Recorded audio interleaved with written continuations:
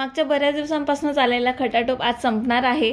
तर नमस्कार मंडळी, मी आरती तुम्हा सर्वांचं आपल्या यूट्यूब चॅनलमध्ये खूप मनापासून स्वागत करते।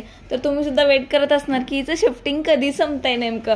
तर फायनली आज माझं घरातलं सगळं सामान इकडे नवीन घरात शिफ्ट करून झालेलं आहे आणि आता संध्याकाळी जवळपास 5-6 वाजलेले होते। तिकडनं आम्ही जस्ट चावी वगैरे हँडओव्हर करून आलेलो आणि आल्यानंतर मी दिवसभर तर कबर्ड क्लिनिंग किंवा थोड्याफार वस्तू लावून झाल्या होत्या माझ्या कबर्डमध्ये आणि त्यानंतर मी स्टार्ट केलं होतं किचन। कारण मला असं वाटतं की किचन जर सगळ्यात अगोदर सेटल करून दिलं ना घरातलं की बाकी वस्तू ज्या आहेत त्या 7-8 दिवस चालूच असतात। घर शिफ्टिंग केल्यानंतर लगेच इमिजिएट 2 दिवसात घराचं सेटलमेंट काही होत नाही, त्याला थोडासा वेळ लागतो। पण किचन सेट झालं की आपलं खाणं पिणं सुरू होऊन जातं, म्हणजे टेन्शन राहत नाही। मग सर्वात अगोदर किचन आवरायला घेतलं मी, फटाफट सगळ्या कोण्या वगैरे तोडल्या, सगळ्या त्यात जे सामान होतं ते बाहेर काढलं। आणि तुम्हाला जसं माहितीच आहे, मिनी ब्लॉग जर बघत असाल तर तुम्हाला माहितीच असेल की बऱ्यापैकी मी क्लिनिंग वगैरे सगळ्या गोष्टी करून आलेली होते, भांडे वगैरे सगळं क्लिनिंग।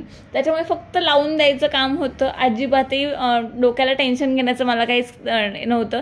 फक्त एवढं होतं की आता या 3 ट्रॉलीजमध्ये मला सगळे भांडे मी कसं मॅनेज करणार। तर बराच वेळ त्यातच गेला माझा, कारण होतच नव्हतं अरेंजमेंट की काय कुठे ठेवू नेमकं कळत नव्हतं। पण फायनली मी ते सगळं अरेंज केलं आणि मी सगळा किराणा टिपामध्ये भरून आणलेला होता, मग तो पण व्यवस्थित डब्यांमध्ये शिफ्ट केला। कारण जर डब्यांमध्ये आणलेला असताना तर डब्यांना ते सेलो टेप लावतात आणि मग ते सगळे डबे मला इकडे येऊन परत घासायला लागले असते, त्यापेक्षा मी ते काम ठेवलंच नाही अजिबातच। तर हा डब्बा बघा, या डब्यामध्ये हा रिकामा होता, तर त्यांनी सगळं क्रॉकरीचे आयटम्स जे होते ते सगळे पॅक करून दिले होते आणि त्याचं काय झालंय ना हे तुम्हाला मी शब्दात तर अजिबात सांगू शकत नाही। ही बाउलचं मागे चिरा गेला, एकदम तडा घेऊन गेला। हे लोकांनी डब्यात कसं अरेंज केलं काय माहिती, मोस्टली नेहमी ना पॅक करतात असं रॅपरने आणि यावेळेस डायरेक्टली टाकून दिलं। याचं झाकण ऑलरेडी मी फोडलंय, आता हे पण त्यांनी फोडून टाकलं। या टाइमला जसं त्यांनी लक्ष दिलं नाही अजिबात नाही। म्हणजे यावेळेस तर त्यांनी रॅपिंगला फक्त भरायलाच हे केलं, फोकस केला, रॅप करण्याला कशाला फोकस केलेलं नाही अजिबात। नुसतं हे भरा ते भरा ते भरा ते। त्याने ते वॉर्डरोबचं तो विदाउट रॅप करायचा खाली घेऊन जात होते ना, मी खूप ओरडलो। डायरेक्ट त्याचे टाकून दिला, मसाला सांडलाय सगळे डब्यांवर। अरे अरे एक्स्ट्राची कामं करायला लावली यावेळेस, मागे दुसरं काही नाही। तुम्ही खूप ओरडले ना त्याला? खूप ओरडलो मी त्याला खाली गेल्यानंतर। त्याला म्हटलं तुला सामान कमी दिलंय का तुझ्या मालकाने? तो म्हणे नाही, सामान पूर्ण दिलंय म्हणे। म्हणजे तू रॅप का नहीं करते? मैंने सर नहीं ज़रूरत है रैप करने का, उसको नहीं लगेगा। मतलब एक फट रहा है, फ़ोन करो क्या उसको? तो मैंने सर आप फ़ोन मत करो, लेकिन मैं अभी रॅप करता हूँ। मग त्याने नंतर रॅप केलं। मग तो हे पॅक करत होता ना, ऍक्च्युली मी रॅपिंगचं शूट का नाही केलं, मी त्यांना विचारलं होतं पण त्यांना नव्हतं आवडणार की मी शूट केलेलं, त्यांना कॅप्चर केलेलं, म्हणून शूट नाही केलं। पण टीव्ही रॅप करत होते ना तेव्हा तो काय म्हणतो, 1 लेअर टाकली आणि त्याच्यानंतर आता फ्रेम ठेवतो आणि मग दुसरं लेअर असं गोल फिरवतो।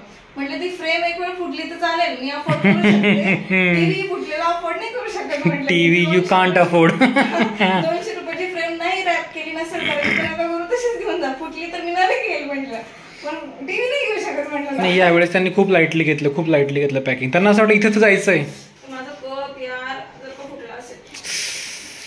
कपला काय झालं तुझ्या?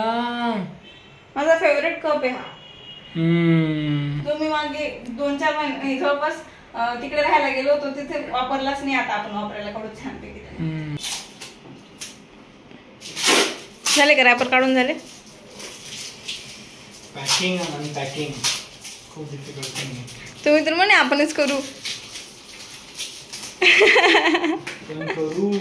काय करू?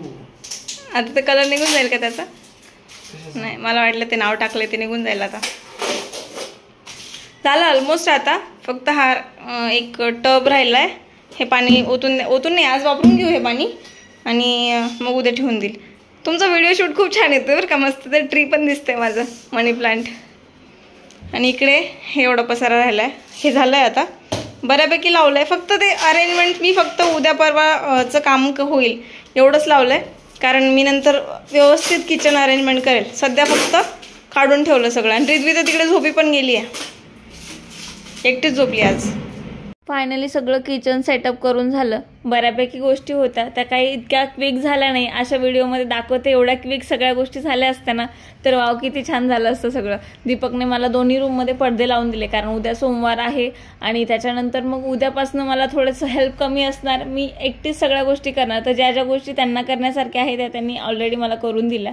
त्यानंतर मी छान फ्रेश वगैरे झाले आणि स्वयंपाक करायला घेतला. आज काहीच नाही, खूप साधा मेन्यू होता, कारण सकाळी पण आम्ही बाहेरच खाल्लेलं, त्यामुळे म्हटलं चला पिठलं आणि चपाती बनवू.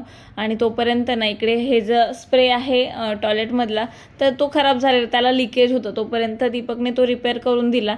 हे मात्र चांगलं आहे की तुम्हाला माहितीच असेल की आम्ही दोघंही इंजिनियर आहे, त्याच्यामुळे मग बऱ्यापैकी घरातल्या या गोष्टी ना त्या आमच्या अशा सुरू असतात की प्रत्येक गोष्टीसाठी आम्हाला प्लंबर, इलेक्ट्रिशियन असं या गोष्टीला लोकांना बोलवायची गरज पडत नाही.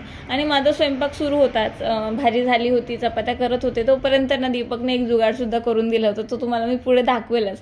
रिद्वी आता या वेळेला झोपलेली होती, कारण दिवसभर एवढी थकली होती ती की विचारूच नका. आणि वाटतं शिफ्टिंग पण ते करणं एवढं सोपं नाही अजिबात.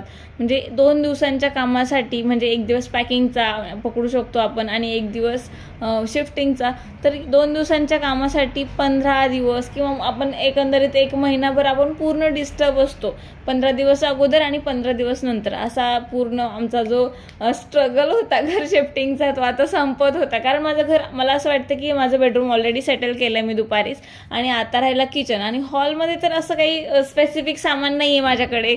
मी खूप सॉर्टेड गोष्टी ठेवल्या आहे, सोफा, टीपॉय, टीव्ही आणि रिद्वीचे टॉयज असतात, आणि माझं देवघर आता इकडे हॉलमध्ये ठेवलं. त्याच्यामुळे तिकडे मला खूप असं वाटत नाही खूप जास्त वेळ लागेल हॉल सेट करायला व्यवस्थित. अर्धा तास खूप सफिशियंट होतो हॉल क्लीन करण्यासाठी. आणि हे बघा, ॲक्वागार्ड तर ॲक्च्युली ना दुपारीच मी, म्हणजे शिफ्टिंग झालं आणि लगेचच केंटवाले जे सर्व्हिसचे लोक असतात त्याला बोलून घेतलं होतं, तर त्यांनी लगेच ते फिट करून दिलं. आणि नंतर वॉशिंग मशीन चालू करायचं होतं, त्याच्यासाठी पण इकडे बाहेर अजिबातही सोय नाही आहे. तर आम्ही असा काही जुगाड केलेला होता की किचनमध्ये पाण्याचं कनेक्शन आणि लाईटचं कनेक्शन घेतलेलं. पाण्यासाठी पण नळ तिथे व्यवस्थित नव्हता, तर सध्या तरी आमच्याकडे जो अवेलेबल होता तो आम्ही फिट केला आणि मशीन चालू केलं. कारण कपडे पण हाताने वॉश करणं ना आता हे काही लगेच शक्य नाही आहे माझ्याकडनं, कारण सगळं 1 हँडेड काम करायचं. दीपक हेल्प करतात, पण त्यांच्याकडनं होईल तेवढी करतात, बाकी मोस्ट ऑफ द गोष्टी घरातल्या मलाच करायला लागतात. आणि हा जो ड्रम आहे, जार दिसतोय तुम्हाला, तो मी तिकडनं पाण्याचं भरून आणले होते, कारण मला वाटलं की केंटचे सर्व्हिस स्टेशनचे लोक लवकर येतील की नाही येतील माहीत नाही, त्यांचा काही भरोसा नाही.